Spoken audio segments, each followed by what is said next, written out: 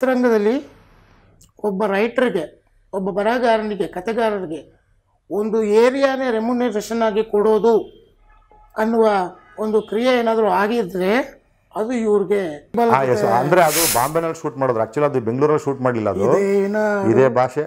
ಆ ಸಾಂಗ್ನ ಅಂಬರೀಷ್ ಅವ್ರದ್ದು, ವಿಷ್ಣುವರ್ಧನ್ ಎಲ್ಲಾರು ಸಿನಿಮಾ ಮಾಡಿದ್ರು ಅವರು. ಸೊ ಮಹಾನ್ ದೊಡ್ಡ ಡೈರೆಕ್ಟರ್ ಅವರು ಅವತ್ತು ₹5 ಕನ್ವೆನ್ಸ್ ಕೊಡ್ಸಕ್ಕೆ ಸ್ಟಾರ್ಟ್ ಮಾಡಿದ್ರು. ನಾಳೆಯಿಂದ ಎಲ್ರಿಗೂ ಕೊಡತ್ತಾರೆ, ಇವ್ರಿಗೂ ₹5 ಕನ್ವೆನ್ಸ್ ಕೊಡ್ರಿ ಅಂತ. ಸೊ ಅದಾದಮೇಲೆ ವಿಷ್ಣುವರ್ಧನ್ ಅವ್ರದ್ದು ಸಿಡಿದೆದ್ದ ಸಹೋದರ ಅಂತ ಪಿಕ್ಚರ್. ಸೊ ಸಿಡಿದೆದ್ದ ಸಹೋದರಗೆ same Joe Simon director, Kallesh associate director.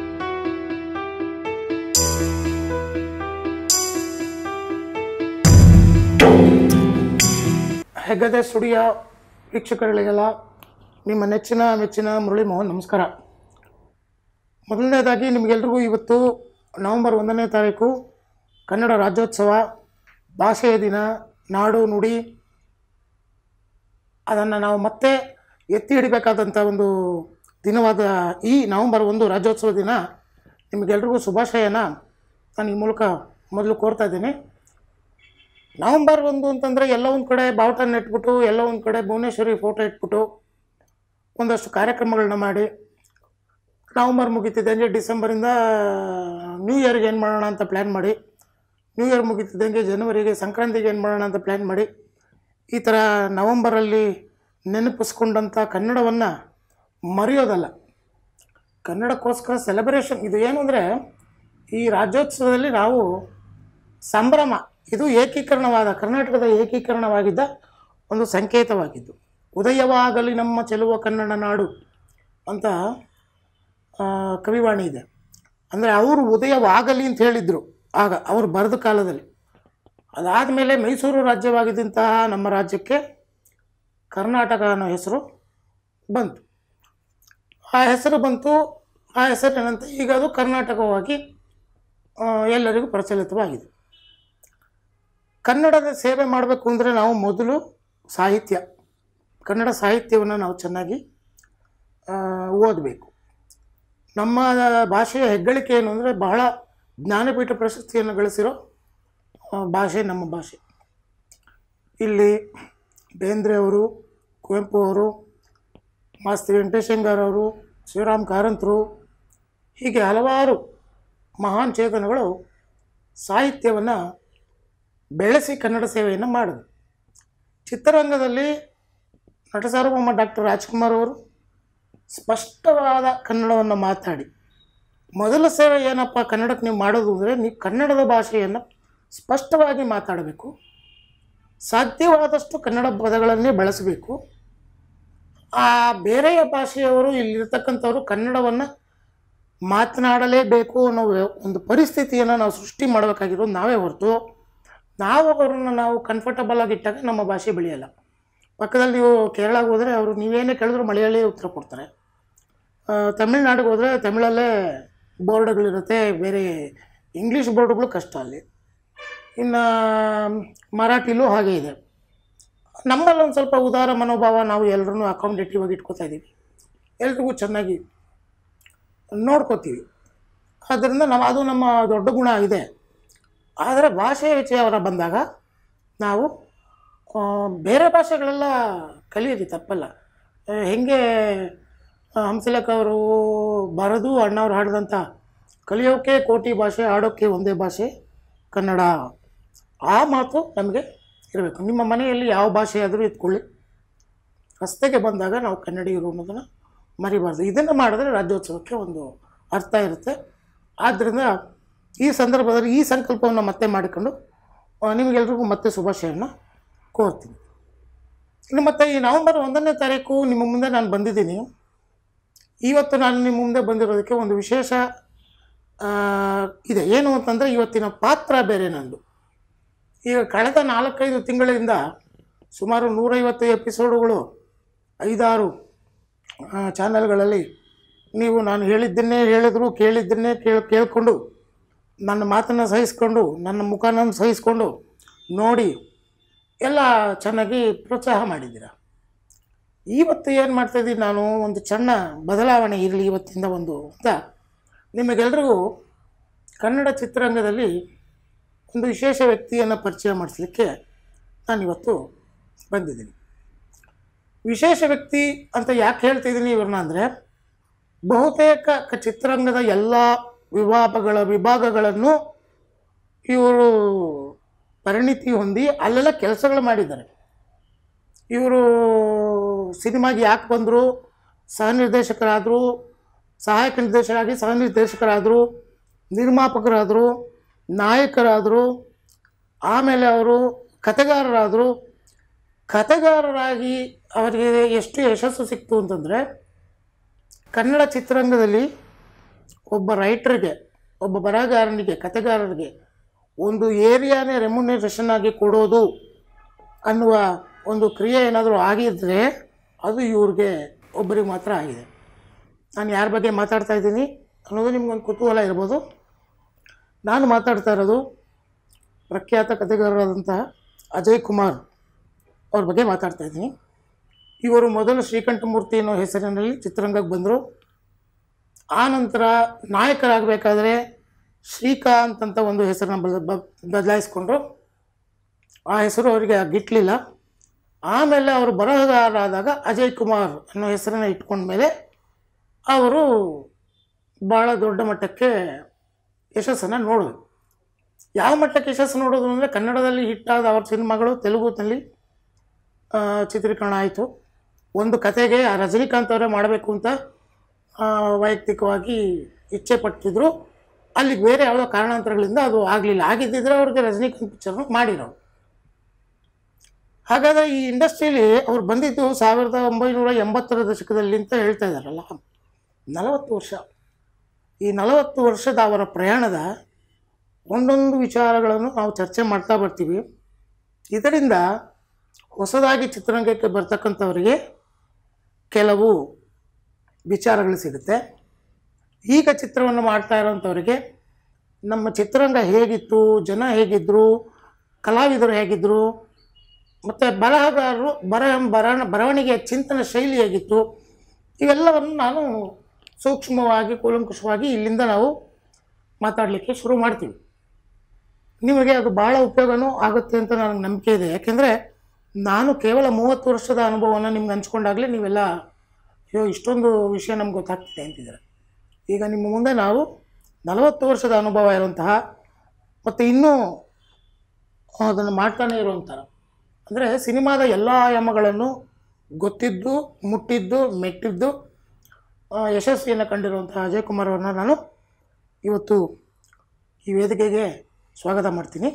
Ajay Kumar sir, ನಮಸ್ಕಾರ. ನಮಸ್ಕಾರ. ಪ್ರೇಕ್ಷಕರಿಗೆ ಕರ್ನಾಟಕ ರಾಜ್ಯೋತ್ಸವದ ಹಾರ್ದಿಕ ಶುಭಾಶಯಗಳು. ಸರ್, ನಿಮ್ಮ ಪರಿಚಯ ಸುಮಾರು 30 ವರ್ಷ ಆಯಿತು. 28 ವರ್ಷ ನನಗೂ ಹೆಂಡ್ತಿ ಬೇಕು ಮಾಡಬೇಕಾದ್ರೆ ನಿಮ್ಮ ಪರಿಚಯ ಆಯಿತು.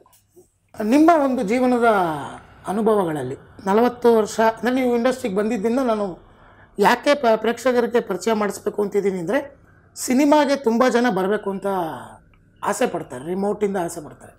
ವಾಸ್ತವ ಏನಿರುತ್ತೆ ಅನ್ನೋದು ಅವರಿಗೆ ಗೊತ್ತಾಗಲ್ಲ. ಅವ್ರು ಬೆಳ್ಳಿ ಪರದೆ ಮಾತ್ರ ನೋಡಿರ್ತಾರೆ, ಗೆದ್ದವ್ರು ಮಾತ್ರ ಕಾಣ್ತಾ ಇರ್ತಾರೆ.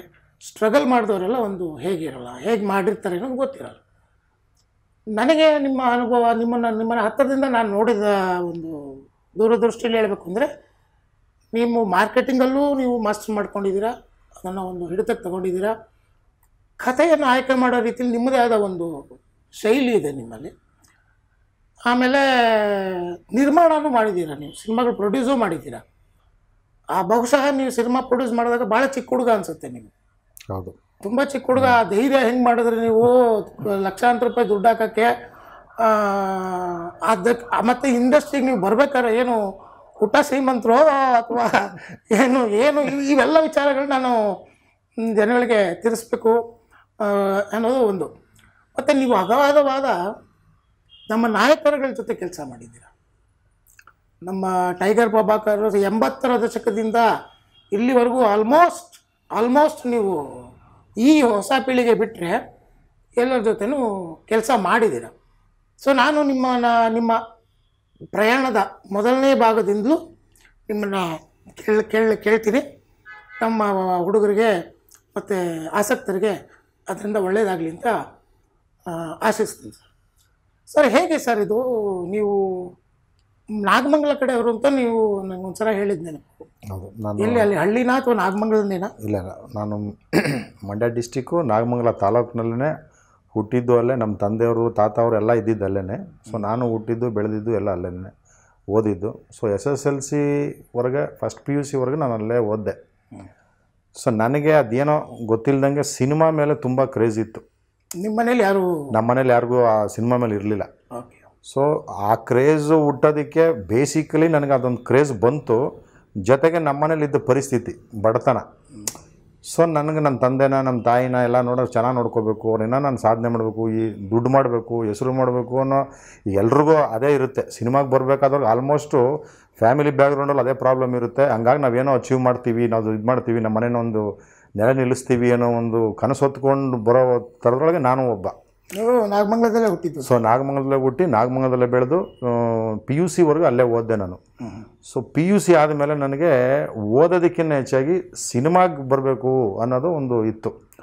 ಸೊ ನಮ್ಗೆ ಎಲ್ಲರೂ ಕಂಡಂಗೆ, ಬಟ್ ಇವತ್ತೊಂದು ದಿನಕ್ಕೆ ಸಿನಿಮಾಗೆ ಬರೋರು ತುಂಬ ಈಸಿಯಾಗಿ ಬರ್ತಿದ್ದಾರೆ. ಬಟ್ ಅವತ್ತೊಂದು ಕಾಲಕ್ಕೆ ಸಿನಿಮಾಗೆ ಬರೋದಂದ್ರೆ ತುಂಬ ಕಷ್ಟ ಇರ್ತಿತ್ತು. ಯಾಕಂದರೆ ಯಾರೋ ಒಬ್ಬರು ಮೀಟ್ ಮಾಡಬೇಕು ಅನ್ನೋದಾಗಲಿ, ಒಬ್ಬರು ನೋಡಬೇಕು ಅನ್ನೋದಾಗಲಿ, ನೀವು ಬೆಳಿಗ್ಗೆ ಎದ್ದು ಒಬ್ಬ ಡೈರೆಕ್ಟರ್ ಮೀಟ್ ಮಾಡಬೇಕು ಅಂದರೆ ಬೆಳಿಗ್ಗೆ ಹೋಟ್ಲಲ್ಲಿ ಕಾಯ್ಕೊಂಡು ನಿಂತಿರ್ಬೇಕು ಅವ್ರಿಗೆ. ಸೊ ಅವ್ರು ಸಿಕ್ಕರು ಇಲ್ಲಾಂದ್ರೆ ಇಲ್ಲ, ತಿರ್ಗಿ ಅವ್ರು ಶರ್ಟಿಂಗ್ ಪ್ಯಾಕಪ್ ಆಗಿ ಬರೋವರೆಗೆ ಹೋಗಲ್ಲಿ ಅವ್ರನ್ನ ವೆಯ್ಟ್ ಮಾಡ್ಕೊಂಡು ನಿಂತ್ಕೋಬೇಕು.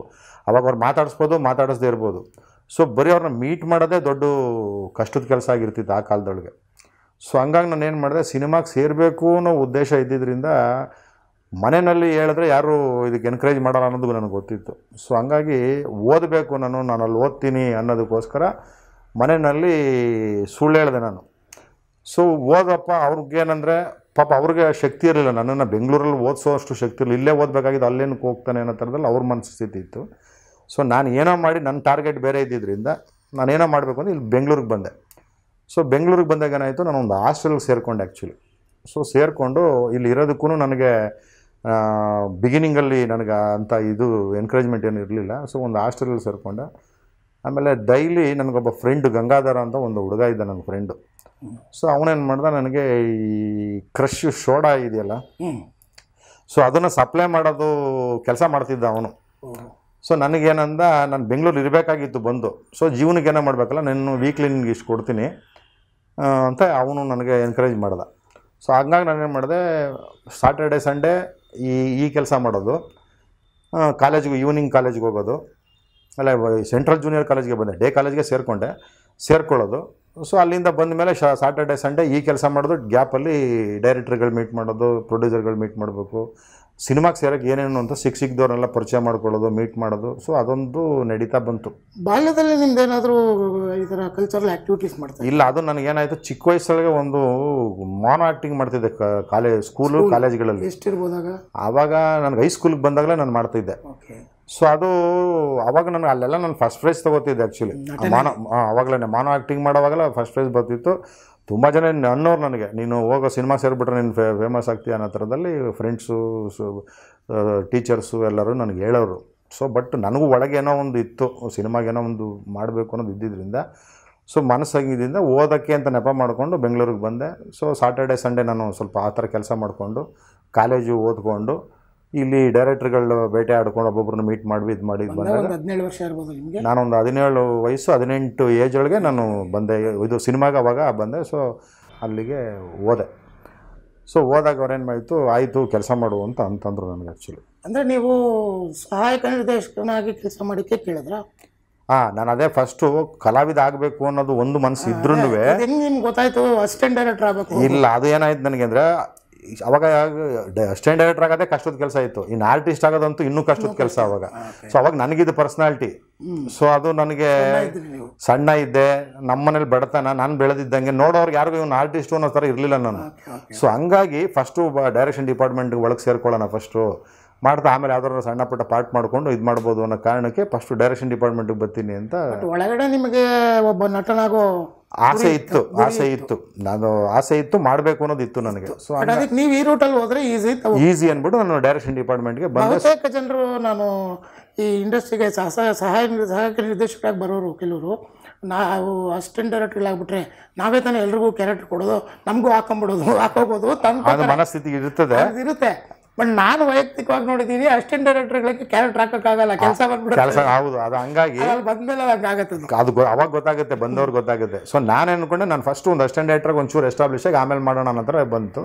ಸೊ ಹಂಗಾಗಿ ನನಗೆ ಫಸ್ಟ್ ಗುರುಗಳು ವಿ ಸೋಮಶೇಖರ್ ಅವರು. ಬರವಣಿಗೆ ಏನಾದ್ರು ಮಾಡ್ತಿದ್ರು ಸರ್ ಚಿಕ್ಕ ವಯಸ್ಸಲ್ಲಿ? ಇಲ್ಲ, ನನಗೆ ಬರವಣಿಗೆ ಬಗ್ಗೆ ಅದೆಲ್ಲ ನನಗೆ ನಾಲೆಡ್ಜು ಇರಲಿಲ್ಲ. ನಾನು ಅದ್ರ ಬಗ್ಗೆ ಜಾಸ್ತಿ ತಲೆನೂ ಕೆಡ್ಸ್ಕೊತಿರ್ಲಿಲ್ಲ. ನನಗೆ ಓದು ತಲೆಗೆ ಹತ್ತಿರಲಿಲ್ಲ ಜಾಸ್ತಿ. ಅಂದರೆ ನನಗೆ ಮೈನ್ ಬಡತನ. ನಾನು ಸ್ವಲ್ಪ ಏನೋ ದೊಡ್ಡದಾಗಿ ಬೆಳಿಬೇಕು, ನನ್ನ ಫ್ಯಾಮಿಲಿ ಚೆನ್ನಾಗಿ ಇಟ್ಕೋಬೇಕು, ನಮ್ಮ ಅಪ್ಪ ಅಮ್ಮನ ಚೆನ್ನಾಗಿ ನೋಡ್ಕೋಬೇಕು ಅನ್ನೋ ಉದ್ದೇಶ ಜಾಸ್ತಿ ಇತ್ತು ನನಗೆ. ಸೊ ಅದು ನನಗೆ ಮೈಂಡಿಗೆ ಇದ್ರಿಂದ ದುಡ್ಡು ಸಂಪಾದನೆ ಮಾಡಬೇಕು ಅನ್ನೋದು ಇತ್ತಲ್ಲ. ಸೊ ಇಲ್ಲ ಆದರೆ ನನಗೆ ಹೆಸರು ಬರುತ್ತೆ, ದುಡ್ಡು ಬರುತ್ತೆ ಅನ್ನೋ ಕಾರಣಕ್ಕೆ ನಾನು ಸಿನಿಮಾನ ಆಯ್ಕೆ ಮಾಡ್ಕೊಂಡು. ಆಗ ನಿಮಗೆ ಫೇವ್ರೇಟ್ ನಾಯಕರು? ಅದು ರಾಜ್ಕುಮಾರ್ ಅವ್ರು ಒಬ್ಬರೇ ಬಿಡಿ. ನಾನು ಆ ಕಾಲದಿಂದ ನಾನು ಚಿಕ್ಕ ವಯಸ್ಸಿಂದ ನಾನು ಡಾಕ್ಟರ್ ರಾಜ್ಕುಮಾರ್ ಅವರ ಅಭಿಮಾನಿ. ಅಂದರೆ ಅಂತಿಂತ ಅಭಿಮಾನಿ ಅಲ್ಲ ನಾವು. ಈಗ ನಿಮ್ಮ ಕಡೆ ಎಲ್ಲ ಟೆಂಟ್ಗಳು ಅಲ್ಲೆಲ್ಲ ಟೆಂಟ್ ಇಲ್ಲ, ಥಿಯೇಟ್ರ್ ಇತ್ತು ಅವಾಗ. ಒಂದು ಟೆಂಟು ಇತ್ತು ಚಿಕ್ಕ ಹುಡುಗಾಗಿದ್ದಾಗ. ಬಟ್ ಆಮೇಲೆ ಒಂದು ವೆಂಕಟೇಶ್ವರ ಥಿಯೇಟ್ರ್ ಅಂತ ಒಂದು ಥಿಯೇಟ್ರ್ ಆಯಿತು. ಸೊ ಅಲ್ಲಿ ನನಗೆ ನನ್ನ ಜೊತೆ ಫ್ರೆಂಡ್ಸು, ನಮ್ಮ ಪ್ರಮೋದ ಅಂದ್ಬಿಟ್ಟಿದ್ದು ನನ್ನ ಕ್ಲಾಸ್ಮೇಟ್ ಒಬ್ಬ ಇದ್ದ ಜೊತೆಲಿ. ಸೊ ಅವನು ನಾನು ಅವರೆಲ್ಲ ಯಾವುದೇ ಸಿನಿಮಾ ಬಂದರೂ ಸಿನಿಮಾಗೆ ಹೋಗ್ಬಿಡ್ತಾಯಿದ್ದು. ಸೊ ಅದು ರಾಜ್ಕುಮಾರ್ ಸಿನಿಮಾಗಳಂತೂ ಎಷ್ಟು ಸಲ ನೋಡಿದ್ದೀವಿ ಇವಾಗ ಲೆಕ್ಕಕ್ಕೆ ಇಲ್ಲ.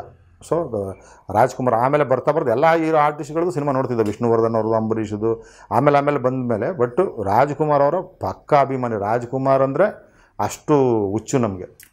ಸೊ ಅಲ್ಲಿಂದ ಬಂದ್ರಿ ಸೋಮಶೇಖರ್ ಸರ್ ನಿಮಗೆ ಅಂದದ ಅರಮನೆ ಪಿಕ್ಚರಲ್ಲಿ ಅಸಿಸ್ಟೆಂಟ್ ಡೈರೆಕ್ಟರ್ ಕೆಲಸ. ಮೊದಲನೇ ಚಿತ್ರ. ಯಾರು ಅದಕ್ಕೆ ಕಾಸ್ಟಿಂಗ್? ಅದ್ರಲ್ಲಿ ಅನಂತನಾಗು, ಭಾವನಾ ಅಂತ ಒಬ್ರು ಮಾಡಿದ್ರು. ಆಮೇಲೆ ಒಂದು ಹುಡುಗಿ ವರ್ಣಶ್ರೀ ಅಂತ ಒಂದು ಹುಡುಗಿ ಇಲ್ಲ. ಆ್ಯಕ್ಚುಲಿ ವರ್ಣಶ್ರೀನ ಹುಡುಗಿ ತೀರ್ಕೊಂಬಿಟ್ರು. ಅವರು ಇನ್ನು ತಮಿಳು ಎಲ್ಲ ಕಡೆ ಮಾಡಿದ್ರು. ಅದು ಫಸ್ಟ್ ಪಿಕ್ಚರ್ ಆ ಹುಡುಗಿಗೆ ಹೀರೋಯಿನ್ ಕೈ ಚಾನ್ಸ್.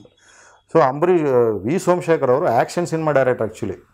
ಸೊ ಅವರು ಫಸ್ಟ್ ಟೈಮು ಎಲ್ಲ ಪಿಕ್ಚರ್ ಶಂಕರ್ ಗುರುನ್ ತಗೊಳ್ಳಿ, ನೀವು ಎಲ್ಲ ಸಿನಿಮಾ ಅವ್ರು ಆ್ಯಕ್ಷನ್ ಪಿಕ್ಚರ್ ಡೈರೆಕ್ಟರ್. ಈಗಿನ ಜನ್ರೇಷನ್ ಅವ್ರು ಭಾಳ ಜನಕ್ಕೆ ವಿ ಸೋಮಶೇಖರ್ ಅವರು ಅಷ್ಟು ಪರಿಚಯ ಇರಲ್ಲ. ಇಲ್ಲ, ಬಟ್ ಬಹಳ ಕಮರ್ಷಿಯಲ್ ಚಿತ್ರಗಳನ್ನ, ಯಶಸ್ವಿ ಚಿತ್ರಗಳನ್ನ 80s 90s ಅಲ್ಲಿ ಕೊಟ್ಟಿದ್ದಾರೆ, ಬೇರೆಯವ್ರಿಗೂ. ಅಂಬರೀಷ್ ಅವ್ರದ್ದು, ವಿಷ್ಣುವರ್ಧನ್ ಎಲ್ಲರೂ ಸಿನಿಮಾ ಮಾಡಿದ್ದಾರೆ ಅವರು. ಸೊ ಮಹಾನ್ ದೊಡ್ಡ ಡೈರೆಕ್ಟರ್ ಅವರು. ಸೊ ಅವರು ನನಗೆ ಮೊದಲು ಗುರುಗಳು. ನನಗೆ ಅವರೇ ಚಾನ್ಸ್ ಕೊಟ್ಟಿದ್ದು. ನನಗೆ ದೊಡ್ಡ ಡೈರೆಕ್ಟರ್ ಸಿಕ್ಕಿದ್ದು ನನ್ನ ಅದೃಷ್ಟ. ಫಸ್ಟ್ ವಿ ಸೋಮಶೇಖರ್ ಅವರೇ ಸಿಕ್ಕಿದ್ರು. ಸೊ ಅವಾಗ ಏನಾಯ್ತದು, ಅವರು ಸೆಂಟಿಮೆಂಟ್ ಸಿನಿಮಾ ಮಾಡಿದ್ರು ಆ್ಯಕ್ಚುಲಿ. ಫಸ್ಟ್ ಅವರು ಅಂಧದರ ಮನೆ ಅನ್ನೋ ಒಂದು ಸಿನಿಮಾನ ಸೆಂಟಿಮೆಂಟ್. ಅದಕ್ಕೆ ಈ ಮೇಕಪ್ ಕೇಶವ ಅವರು ಅಂದ್ಬಿಟ್ಟು ಅವರೇ ಪ್ರೊಡ್ಯೂಸರ್ ಆ ಪಿಕ್ಚರ್ಗೆ. ನಮ್ಮ MS ರಾಜಶೇಖರ್ ಡೈರೆಕ್ಟರ್ ಇದ್ದಾರಲ್ಲ, ಅವರು ಬ್ರದರ್ ಅವರು ಆ್ಯಕ್ಚುಲಿ. ಅವರು ಕೇಶವ ಅವರು ಆ ಪಿಕ್ಚರ್ ಪ್ರೊಡ್ಯೂಸರು. ಸೊ ನಾನು ಆ ಪಿಕ್ಚರ್ಗೆ ಬರ್ತಾಯಿದ್ದೆ. ನನಗೆ ಡೈಲಿ ಏನು ಮಾಡ್ತಿದ್ದೆ, ನನಗೆ ಕೈಯಲ್ಲಿ ಕಾಸು ಇಲ್ಲ. ಸೊ ಡೈಲಿ ಮಲ್ಲೇಶ್ವರಮಿಂದ ಚಾಮುಂಡೇಶ್ವರಿಗೆ ನಡ್ಕೊಂಡು ಹೋಗೋದು ಬೆಳಗ್ಗೆ ಹೊತ್ತು. ಸೊ ಸಾಯಂಕಾಲ ಅಲ್ಲಿಂದ ಬಿಟ್ಟ ಮೇಲೆ ನಡ್ಕೊಂಬನಂಗೆ ಬರೋದು. ಸೊ ಏನಕ್ಕೆ ಅಂದರೆ ಕಾಸು ಕೇಳ್ಬಿಟ್ರೆ ಇಲ್ಲಿ ಕೆಲಸದಿಂದ ಕಳಿಸ್ಬಿಡ್ತಾರೋ ಅನ್ನೋದು ಭಯ. ಬಟ್ ಜೀವನ ಮಾಡಬೇಕು, ಆಗ್ತಿಲ್ಲ. ಅವ್ರಿರೋ ಹತ್ರ ಸುಳ್ಳು ಹೇಳಿ ಹಿಂಗೆ ಏನೋ ಆಗ್ತಿದ್ದೆ, ದುಡ್ಡು ಬರುತ್ತೆ ನನಗೆ, ಹಂಗೆ ಏನೋ ಹೇಳ್ಕೊಂಡು ನಾನು ಸಿನಿಮಾದಲ್ಲಿ ಕೆಲಸ ಮಾಡ್ಕೊಂಡು ಬರ್ತಾಯಿದ್ದೆ. ಆ ಮೊದಲನೇ ದಿವಸ ನೀವು ಒಂದು ಸಿನಿಮಾ ಶೂಟಿಂಗಿಗೆ ಬಂದ್ರಲ್ಲ, ಆ ಸಿನಿಮಾದ ಭಾಗವಾದ್ರಲ್ಲ ನಿಮಗೆ, ಆವತ್ತು ನಿಮ್ಗೆ ಏನು ಅನ್ನಿಸ್ತು? ಇಲ್ಲ, ನನಗೆ ಅದು ಆ ದಿನ ಇಲ್ಲ 100 ದಿನ ನೆನಪಿದೆ ನನಗೆ. ಅದು ಬಂದಾಗ ಅಂದರೆ ನಾನು ಇಟ್ಕೋತಾರ, ಯಾವ ಟೈಮಲ್ಲಿ ಕಳಿಸ್ಬಿಡ್ತಾರೆ ಅನ್ನೋದು ನನಗೆ ಗೊತ್ತಿಲ್ಲ. ಆ ಭಯ ಇತ್ತು ನನಗೆ. ಯಾಕೆಂದರೆ ಈಗ ಅಸಿಸ್ಟೆಂಟ್ ಡೈರೆಕ್ಟರ್ ಕರೆದವ್ರು ನನ್ನ. ಸೊ ನನ್ನ ಕೆಲಸ ಅವ್ರಿಗೆ ಇಷ್ಟ ಆಗುತ್ತೋ ಇಲ್ಲವೋ. ಆಮೇಲೆ ಈಗ ಗೊತ್ತಲ್ಲ, 5 ಜನ ಅಸಿಸ್ಟೆಂಟ್ ಡೈರೆಕ್ಟರ್ಗಳಿದ್ದಾರೆ, 4 ಜನ ಇದ್ದಾರೆ. ಯಾರೋ ಒಂದು ಹೊಸ ಹುಡುಗ ಒಂದು ಕೆಲಸ ಇದು ಮಾಡಬೇಕು, ನೆಕ್ಸ್ಟ್ ಪಿಕ್ಚರ್ ನೋಡೋಣ ಅಂತ ಕಳಿಸೋ ಚಾನ್ಸಸ್ಸು ಕೇಳ್ಪಟ್ಟಿದ್ದೆ ನಾನು ತುಂಬ. ಸೊ ಅದು ನನಗೂ ಆಗ್ಬೋದೇನೋ ಅನ್ನೋ ಒಂದು ಆ ಭಯದಲ್ಲೇ ಕೆಲಸ ಮಾಡ್ತಾಯಿದ್ದೆ ನಾನು. ಸೊ ಹಿಂಗಿರೋವಾಗ ಏನಾಯ್ತು, ನಾನು ಫಸ್ಟ್ ಬಂದು ನಾನು ಹಾಸ್ಟೆಲ್ ಒಳಗಿದ್ದೆ ನಾನು ಆ್ಯಕ್ಚುಲಿ. ಆಮೇಲೆ ಏನಾಯಿತು, ನಮ್ಮ ಅಣ್ಣ ಅತ್ತಿಗೆ ಇದು ಮಲ್ಲೇಶ್ವರಮಲ್ಲಿ ಮನೆ ಮಾಡಿದರು ನನಗೆ. ಸೊ ಅವಾಗ ನಮ್ಮ ಅಣ್ಣ ನನ್ನನ್ನು ಕರ್ಕೊಂಡೋಗಿ ಮನೆಯಲ್ಲಿ ಎಲ್ಲಿ ಯಾಕಿರುತ್ತೆ ಮನೇಲಿರು ಅಂತಂದರು. ಸೊ ಹಂಗಾಗಿ ನಾನು ಅವ್ರ ಜೊತೆ ಇರ್ತಿದ್ದೆ. ಅವ್ರು ಯಾವ್ದಾರು ಕೆಲಸಕ್ಕೆ ಸೇರ್ಕೊ ಅಂತ ಹೇಳ್ತಿದ್ರು ಆ್ಯಕ್ಚುಲಿ ನನಗೆ. ಸೊ ನಾನೇನು ಮಾಡಿದೆ, ಸಿನಿಮಾಗೆ ಸೇರಿದ್ದು ಅವ್ರಿಗೆ ಇಷ್ಟ ಇಲ್ಲ. ಬಟ್ ಏನೋ ಒಂದು ನಾನು ಮನೆ ಸುಮ್ಮನೆ ಇರೋಕ್ಕಾಗಲ್ವಲ್ಲ, ಏನೋ ಸಂಪಾದನೆ ಮಾಡ್ತೀನಿ ಅಂದ್ಬಿಟ್ಟು ಅವ್ರಿಗೆ ಸುಳ್ಳು ಹೇಳ್ಬಿಟ್ಟು ಏನು ಮಾಡ್ತಿದ್ದೆ, ಬೆಳಗ್ಗೆ ಹೊತ್ತು ಇಲ್ಲಿ ಬರೋದು, ನಡ್ಕೊಂಬರೋದು, ತಿರ್ಗಿ ನಡ್ಕೊಂಡು ಹೋಗೋದು. ಸೊ ಒಂದು ವಾರ ಹಿಂಗೆ ಓಡಾಡ್ತಿದ್ದೆ. ಸೊ ಅಷ್ಟೊತ್ತಿಗೆ ಏನಾಯಿತು, ನಮ್ಮ ಅದರೊಳಗೆ ಪಿ ರಾಜು ಅಂತ ಒಬ್ಬರು ಅಸೋಸಿಯೇಟ್ ಡೈರೆಕ್ಟ್ರು. ಅವ್ರೇನು ಮಾಡಿದ್ರು, ನನಗೆ ಕಾಪಿ ನನಗೆ ಹ್ಯಾಂಡ್ ರೈಟಿಂಗ್ ಚೆನ್ನಾಗಿತ್ತು. ಸೊ ಹಂಗಾಗಿ ಏನು ಮಾಡಿದ್ರು, ನಾನು ಸ್ಕ್ರಿಪ್ಟ್ ಕಾಪಿ ಮಾಡೋದೆಲ್ಲ ಮಾಡ್ತಾಯಿದ್ದೆ ಅವ್ರಿಗೆ. ಆಮೇಲೆ ನಾನು ಅವ್ರನ್ನ ಬೇಗ ನನ್ನ ಇಷ್ಟಪಟ್ಟರು ಅವರು. ಸೊ ಡೈರೆಕ್ಟ್ರೂ ಸೀನ್ ಪೇಪರ್ ತೊಗೊಳ್ಳುವಾಗ ಯಾರು ಬರೆದಿರೋದು ಅಂತಾನೆ ಅಷ್ಟೇ ಇವರು ಅಂದಿಗೆ. ಸೊ ಅವರು ನನ್ನ ಮೇಲೆ ಒಂದು ಇಂಪ್ರೆಷನ್ ಆಯಿತು. ಹಿಂಗಿದ್ದಾಗ ಏನಾಯಿತು, ಅವ್ರು ರಾಜು ಅನ್ನೋರು ಕೇಳಿದ್ರು, ಏನು ರೀ ದಿನ ಬಂದು ಹೋಗ್ತಾ ಇದ್ದೀರಲ್ಲ ಹೆಂಗೆ ಎಂದಿಗೆ. ನಾನು ಇಲ್ಲ ಸರ್ ಈ ಥರ ಹಿಂಗೆ ಅಂತ ಅಂದ ತಕ್ಷಣ ಇರಿ ನಮ್ಮ ಮ್ಯಾನೇಜರ್ಗೆ ಹೇಳ್ಬಿಟ್ಟು ಅಂದ್ಬಿಟ್ಟು ಅವತ್ತು ₹5 ಕನ್ವಿನ್ಸ್ ಕೊಡ್ಸೋಕ್ಕೆ ಸ್ಟಾರ್ಟ್ ಮಾಡಿದ್ರು. ನಾಳೆಯಿಂದ ಎಲ್ರಿಗೂ ಕೊಡೋತಾರೆ, ಇವ್ರಿಗೂ ₹5 ಕನ್ವಿನ್ಸ್ ಕೊಡ್ರಿ ಅಂತ. ಸೊ ಆ ₹5 ಡೈಲಿ ನಾನು ಏನು ಮಾಡ್ತಿದ್ದೆ, ಮನೆಗೆ ಕೊಡಬೇಕಲ್ವ, ನಾನು ನಮ್ಮ ಮನೆಗೆ ಊರಿಗೆ ಕಳಿಸ್ಬಿಡ್ಬೇಕು. ತಂದೆ ತಾಯಿಗೆ ನನಗೆ ಅಣ್ಣನ ಮನೆ ಇದ್ರೂ ಅವ್ರಿಗೇನೋ ಕಳಿಸ್ತೇನೆ ಸಂಪಾದನೆ ಮಾಡಿಕೊಡ್ತಾನೆ ಅಂತ ಬಂದಿದ್ದೀನಿ ನಾನು. ಸೊ ಹಂಗಾಗಿ ಏನಾಯಿತು, ದಿನ 5-5 ರೂಪಾಯಿನ ನಾನು ಒಂದು 80ನೇ ಇಸ್ವಿನ 80ನೇ ಇಸ್ವಿ ಜೂನಲ್ಲಿ ನಾನು ಇದಾಗಿದ್ದು. 80ನೇ ಇಸ್ವಿ 81 ಅಂದರೆ 150 ರೂಪಾಯಿ ತಿಂಗಳಿಗೆ ಒಂದು ಸ್ವಲ್ಪ ದೊಡ್ಡ ಅಮೌಂಟೆ. 150 ರೂಪಾಯಿ ಅವತ್ತು ಮಾಡಿದೆ. ಒಂದು ತಿಂಗಳೆಲ್ಲ ಕೂಡಿ ಇಟ್ಬಿಟ್ಟು ಅದನ್ನು ನಾನು ಊರಿಗೆ ಕಳಿಸ್ಕೊಟ್ಟೆ. ಸೊ ಹಂಗಾಗಿ ಒಂದು ಸಿನಿಮಾ ಏನೋ ಸಂಪಾದನೆ ಮಾಡ್ತಾನೆ ಇವನು ಅನ್ನೋ ಥರದಲ್ಲಿ ಸಿನಿಮಾನ್ ಗೊತ್ತಿಲ್ಲ ನನಗೆ. ಸೊ ಹಿಂಗಾಗಿ ಬಂದು ಅವ್ರಿಗೆ ಒಂದು ಮಾಡ್ತಿದ್ದೆ. ಸೊ ಒಂದು ತಿಂಗಳು ಹಿಂಗೆ ನಡ್ಕೊಂಡೋಗೋದು ನಡ್ಕೊಂಬರೋದು. ಆಮೇಲೆ ಬಸ್ಸಲ್ಲಿ ಓಡೋಕೆ ಸ್ಟಾರ್ಟ್ ಮಾಡಿದೆ. ಕಾಸು ಕೊಟ್ಟಾಗ ಬೆಳಗ್ಗೆ ಹೊತ್ತು ಬಸ್ಸಲ್ಲಿ ಬರ್ತಿದ್ದೆ, ಹೋಗಿ ಹಿಂಗೆ ಮಾಡ್ತಿದ್ದೆ. ಸೊ ಆ ತಿಂಗಳು ಅದು ಕಂಟಿನ್ಯೂಸ್ ಒಂದು 40 ದಿನ ಶೂಟಿಂಗ್ ನಡೀತು ಒಂದೇ ಜಾಗದಲ್ಲಿ. ಸೊ ಹಂಗಾಗಿ ನನಗೆ ಹೋಗೋಕ್ಕೆ ಬರೋಕ್ಕೆ ಇದಾಗ್ತಿತ್ತು. ಸೊ ಅದಾಯಿತು, ಒಂದು ಸಿನಿಮಾ ಆಯಿತು. ಆದಮೇಲೆ ಶೆಡ್ಯೂಲ್ ಪ್ಯಾಕಪ್ ಆಯಿತು. ಸೊ ಸೋಮಶೇಖರ್ ಮದ್ರಾಸಲ್ಲಿದ್ದರು ಅವಾಗ. ಸೊ ಅವರು ಶೂಟಿಂಗ್ ಇದ್ದರೆ ಬೆಂಗಳೂರಿಗೆ ಬರ್ತಿದ್ರು, ಇಲ್ಲಾಂದ್ರೆ ಇಲ್ಲ. ಕನ್ನಡ ಇಂಡಸ್ಟ್ರಿ ಮೆಡ್ರಾಸ್ ಹೌದು. ಸೊ ಅವರು ಒಟ್ಟಾದ ಮೇಲೆ ನೆಕ್ಸ್ಟ್ ಏನು ಅನ್ನೋದು ಗೊತ್ತಿಲ್ಲ ನನಗೆ.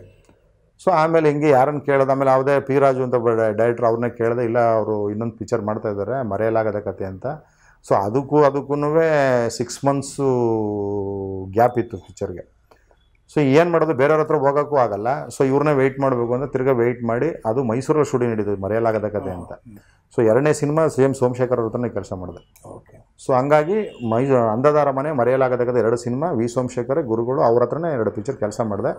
ಅಷ್ಟೊತ್ತು ಸ್ವಲ್ಪ ನನ್ನ ಕೆಲಸ ನೋಡೋದು ಅಸೋಸಿಯೇಟ್ ಡೈರೆಕ್ಟರ್ಗಳು ಅವರು ಇವರೆಲ್ಲರೂ ನನ್ನನ್ನು ಒಳ್ಳೆ ಹುಡುಗ, ಅವನು ಚೆನ್ನಾಗಿ ಹೇಳಿದ ಮಾತು ಕರೆಕ್ಟಾಗಿ ಕೇಳ್ತಾನೆ, ಫಾಸ್ಟಾಗಿ ಕೆಲಸ ಮಾಡ್ತಾನೆ, ಸೆಟ್ಟಲ್ಲೂ ಚೆನ್ನಾಗಿ ಕೆಲಸ ಮಾಡ್ತಾನೆ, ಸೊ ಹ್ಯಾಂಡ್ ರೈಟಿಂಗ್ ಚೆನ್ನಾಗಿದೆ ಅಂದ್ಬಿಟ್ಟು ಅಸಿಸ್ಟೆಂಟ್ ಡೈರೆಕ್ಟರ್ ಕೆಲಸಕ್ಕೆ ಆ ಪಿಕ್ಚರ್ಲಿ ಕಲ್ಲೇಶ್ ಅಂತ ಒಬ್ಬರು ಅಸೋಸಿಯೇಟ್ ಡೈರೆಕ್ಟರ್ ಇದ್ದರು. ಆಮೇಲೆ ಡೈರೆಕ್ಟರ್ ಡೈರೆಕ್ಟರ್ ಅವರು ಏನು ಮಾಡಿದ್ರು, ನನ್ನ ವರ್ಕ್ ನೋಡಿಬಿಟ್ಟು ಮರೆಯಲಾಗದ ಕತೆಗೆ ಕಲ್ಲೇಶ್ ಅಸೋಸಿಯೇಟ್ ಡೈರೆಕ್ಟ್ರು. ಸೊ ಅವ್ರೇನು ಮಾಡಿದ್ರು ನನಗೆ. ಆಮೇಲೆ ತಿರುಗುಬಾಣ ಅಂತ ಒಂದು ಪಿಕ್ಚರ್ ಸ್ಟಾರ್ಟ್ ಆಯಿತು. ಅಂಬರೀಷ್ ಅವರು, ಆರ್ತಿ, KSR ದಾಸ್ ಡೈರೆಕ್ಟ್ರು. ಸೊ ಆ ಸಿನಿಮಾಗೆ ಕರ್ಸ್ಕೊಂಡ್ರು. ರಾಜೇಂದ್ರ ಸಿಂಗ್ ಬಾಬು ಪ್ರೊಡ್ಯೂಸರ್ ಆ ಪಿಕ್ಚರ್ಗೆ. ಸೊ ಆ ಪಿಕ್ಚರ್ ಅಸಿಸ್ಟೆಂಟ್ ಡೈರೆಕ್ಟ್ರಾಗಿ ಅಲ್ಲಿ ಕಂಟಿನ್ಯೂ ಮಾಡಿದೆ. ಪಿಕ್ಚರ್ ಪೂರ್ತಿ ವರ್ಕ್ ಮಾಡಿದೆ. ಅಂದರೆ ಅದು ಬಾಂಬೆನಲ್ಲಿ ಶೂಟ್ ಮಾಡಿದ್ರು. ಆ್ಯಕ್ಚುಲಿ ಅದು ಬೆಂಗಳೂರಲ್ಲಿ ಶೂಟ್ ಮಾಡಲಿಲ್ಲ, ಅದು ಇದೇ ಭಾಷೆ. ಆ ಸಾಂಗ್ನ ಸತ್ಯ ಮ್ಯೂಸಿಕ್ ಡೈರೆಕ್ಟ್ರು ಅದು ಬಾಂಬೆನಲ್ಲಿ ಒಂದು ಜಾಗದಲ್ಲಿ ಶೂಟ್ ಮಾಡಿದ್ರು ಅದನ್ನು. ಆ್ಯಕ್ಚುಲಿ ಕಾರಣ ಬಾಲಸುಬ್ರಹ್ಮಣ್ಯಂ ಅವರು ಅವಾಗ ಬಾಂಬೆಲಿ ಇರ್ತಿದ್ರು ಜಾಸ್ತಿ. ಹಿಂದಿ ಪಿಕ್ಚರ್ ಎಲ್ಲ ಹಿಟ್ ಆಗ್ಬಿಟ್ಟಿತ್ತು. ಅವ್ರ ಸಾಂಗ್ಗಳೆಲ್ಲ ಅಲ್ಲಿ ಜಾಸ್ತಿ ಇರ್ತಿದ್ರು. ಸೊ ಅವ್ರು ಡೇಟ್ ಸಿಗ್ತಿರಲಿಲ್ಲ ನಮಗೆ. ಹಂಗಾಗಿ ಬಂದಿತ್ತು. ಆಮೇಲೆ ಎಲ್ಲ ಶೂಟಿಂಗ್ ಮುಗಿದೋಗಿತ್ತು, ಅದೊಂದು ಸಾಂಗ್ ಪೆಂಡಿಂಗ್ ಇಟ್ಕೊಂಡಿದ್ರು. ಸೊ ಕೊನೆಯಲ್ಲಿ ಅವ್ರನ್ನ ಅಲ್ಲಿ ಇಲ್ಲ ಅಲ್ಲ, ನಾನು ಅವಾಗ ಹೋಗಿರಲಿಲ್ಲ. ಅವಾಗೆಲ್ಲ ಲಿಮಿಟೆಡ್ ಈಗ ಕರ್ಕೊಂಡು ಹೋಗ್ತಿದ್ರು, ಬರೀ song associate director co directors ಅವರೆಲ್ಲ ಹೋಗಿ ಆ ಸಾಂಗು ಶೂಟ್ ಮಾಡ್ಕೊಂಬಂದರು. ಸೊ ಆ ಸಿನಿಮಾ ಒಂದು 3ನೇ ಸಿನಿಮಾ ನಾನು ಇದು ಮಾಡಿದೆ. ಸೊ ಅದಾದಮೇಲೆ ವಿಷ್ಣುವರ್ಧನ್ ಅವ್ರದ್ದು ಸಿಡಿದೆದ್ದ ಸಹೋದರ ಅಂತ ಪಿಕ್ಚರ್. ಸೊ ಸಿಡಿದೆದ್ದ ಸಹೋದರಗೆ same Joe Simon director, Kallesh associate director. So ಅವ್ರಿಗೆ ನಾನು ಏನಾಗೋಯಿತು, ಸೆಟ್ ಒಳಗಡೆ ಅವ್ರಿಗೆ ತುಂಬ ಹೆಲ್ಪ್ಫುಲ್ ಆಗಿದ್ದೆ ನಾನು. ಸೊ ಅವ್ರು ಎಲ್ಲೋದ್ರೂ ನನಗೆ ನೀನು ಇರಲೇಬೇಕು, ನೀನಿದ್ರೆ ನನಗೆ ಈಸಿ ಆಗುತ್ತೆ ಅಂದ್ಬಿಟ್ಟು ಏನು ಮಾಡ್ತಿದ್ರು, ಈ ಕಂಟಿನ್ಯೂಟಿ ಬರ್ಕೊಳ್ಳೋದಾಗಲಿ, ಎಡಿಟಿಂಗ್ ರಿಪೋರ್ಟ್ ಬರ್ಕೊಳ್ಳೋದು. ಸಿನಿಮಾ ಶೂಟಿಂಗಲ್ಲಿ ಹೇಳಿದ ಕೆಲಸ ಮಾಡೋರನ್ನ ಡೈರೆಕ್ಟ್ರು ಬೇಗ ಕ್ಯಾಚ್ ಮಾಡ್ತಾರೆ. ಸೊ ಹಂಗಾಗಿ ಅಸೋಸಿಯೇಟ್ ಡೈರೆಕ್ಟರ್ ಅವ್ರಿಗೇನಾಯ್ತು, ಹ್ಯಾಂಡ್ ರೈಟಿಂಗ್ ಚೆನ್ನಾಗಿತ್ತು, ಹ್ಯಾಂಡ್ ರೈಟಿಂಗ್ ಚೆನ್ನಾಗಿ ಮಾಡ್ತಾನೆ, ಆಮೇಲೆ ಸೆಟ್ಟಲ್ಲಿ ಓಡಾಡ್ತಾನೆ ಚೆನ್ನಾಗಿ, ಆಮೇಲೆ ಕಂಟಿನ್ಯೂಟಿ ಎಲ್ಲ ಚೆನ್ನಾಗಿ ಮೇಂಟೈನ್ ಮಾಡ್ತಾನೆ, ಎಡಿಟಿಂಗ್ ರಿಪೋರ್ಟ್ ಎಲ್ಲ ಕರೆಕ್ಟಾಗಿ ಬರೀತಾನೆ ಅಂತ ಹೇಳ್ಬಿಟ್ಟು ಆ ಸಿಡಿದದ ಸಹೋದರಿಗೂ ಜೋಸೆಮನ್ಗೆ ಪರಿಚಯ ಮಾಡಿಸಿದ್ರು. ಸೊ ಹಂಗಾಗಿ ಜೋಸೆಮನ್ ಸಿನಿಮಾ ನಾನೇ ಕೆಲಸ ಮಾಡಿದೆ.